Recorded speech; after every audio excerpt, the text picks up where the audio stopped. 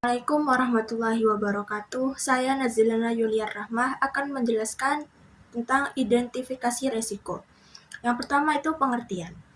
Identifikasi risiko adalah bagian dari manajemen risiko yang menyediakan proses terstruktur yang mengidentifikasi bagaimana tujuan individu maupun organisasi dapat dipengaruhi oleh risiko. Menurut Hopkins, identifikasi risiko berfungsi sebagai peta awal yang memungkinkan manajemen itu dapat memahami area-area yang memerlukan perhatian.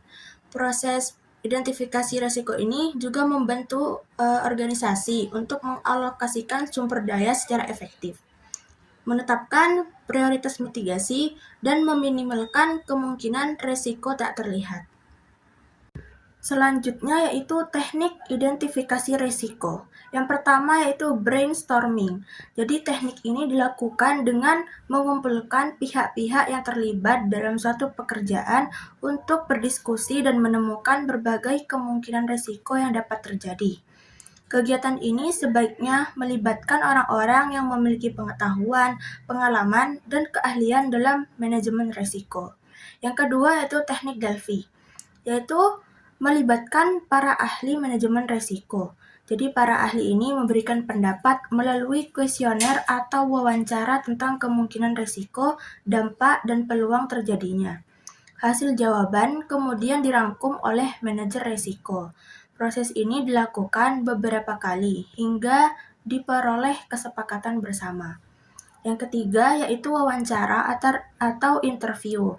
Jadi ini adalah teknik yang digunakan untuk menindaklanjuti brainstorming dan teknik Delphi, di mana dalam metode ini para ahli manajemen risiko diwawancarai untuk menilai risiko, mencari cara mitigasi, serta merumuskan tindakan yang perlu dilakukan. Sebelum dilakukan proses wawancara, pertanyaan harus disusun dengan jelas sehingga informasi yang diperoleh sesuai dengan kebutuhan.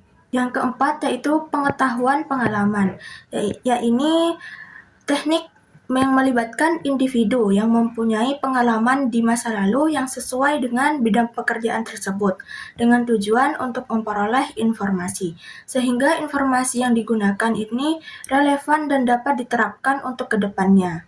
Yang kelima yaitu analisis daftar periksa atau checklist analisis, yaitu mengidentifikasi dan mengelola risiko dengan membuat daftar item, langkah, atau bahkan tugas. Daftar tersebut kemudian dianalisis untuk memastikan apakah prosedur sudah dilakukan dengan benar atau belum. Yang keenam yaitu keluaran dari analisis berorientasi risiko.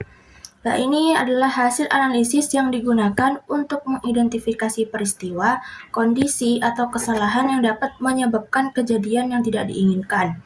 Analisis ini dapat menggunakan metode seperti analisis pohon kesalahan, pohon peristiwa, dan analisis top-down. Dan yang terakhir yang ketujuh yaitu daftar risiko. Ini adalah dokumen yang berisi daftar berbagai risiko serta tindakan untuk mengelolanya.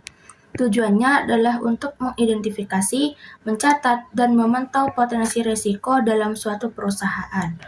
Daftar ini menjadi catatan lengkap dari semua risiko yang ada. Selanjutnya, prinsip-prinsip identifikasi risiko. Yang pertama yaitu komprehensif dan menyeluruh. Jadi semua aktivitas organisasi, baik strategis maupun operasional, harus menjadi bagian dari proses identifikasi. Risiko tidak boleh dilihat secara parsial. Yang kedua yaitu kontekstual. Identifikasi harus memperhatikan konteks internal, yaitu struktur, budaya, sistem, dan eksternal seperti regulasi ekonomi, teknologis, dan sosial, di mana hal ini penting agar hasil analisis relevan dengan realitas organisasi. Yang ketiga yaitu partisipatif dan kolaboratif, yaitu melibatkan pihak yang memahami proses bisnis masing-masing, seperti manajer lini, staf teknis, hingga pihak eksternal seperti konsultan atau regulator. Yang keempat yaitu berbasis data dan bukti. Setiap risiko yang diidentifikasi sebaiknya didukung oleh data empiris, hasil audit, atau catatan kejadian masa lalu. Yang kelima yaitu berkelanjutan, Identifikasi resiko bukan kegiatan sekali waktu, melainkan proses berulang yang disesuaikan dengan perubahan lingkungan bisnis. Dan yang keenam yaitu dokumentatif dan terukur. Semua hasil identifikasi harus terdokumentasi secara sistematis dalam risk register untuk memudahkan analisis pelaporan dan pengambilan keputusan. Yang terakhir yaitu tujuan identifikasi resiko. Yaitu yang pertama, membangun pemahaman komprehensif terhadap ketidakpastian. Yang kedua, dengan melakukan identifikasi, organisasi memperoleh wawasan menyeluruh mengenai sumber-sumber ketidakpastian yang ada di lingkungan internal maupun eksternal. Yang ketiga, itu menjadi dasar untuk analisis resiko.